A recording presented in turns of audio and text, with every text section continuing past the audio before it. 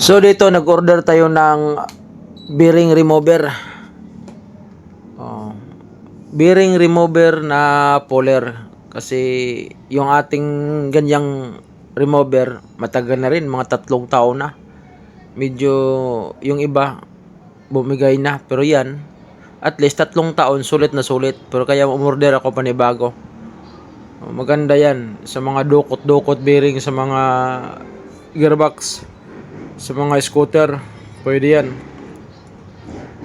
So mas maganda kasi na mayroon tayong tools para dyan. Tingnan nyo yung luma ko, ang tagal na yan. Tingnan mo yun, oh. Ang tagal na yan, 3 taon na yung gamit ko, sulit na, bawing-bawi ka na dyan. Pero pwede pa gamitin yan, pero nagbili lang ako ng bago para mas maganda tingnan pag bago. At saka talaga pong mabilis siya makatanggal. Okay?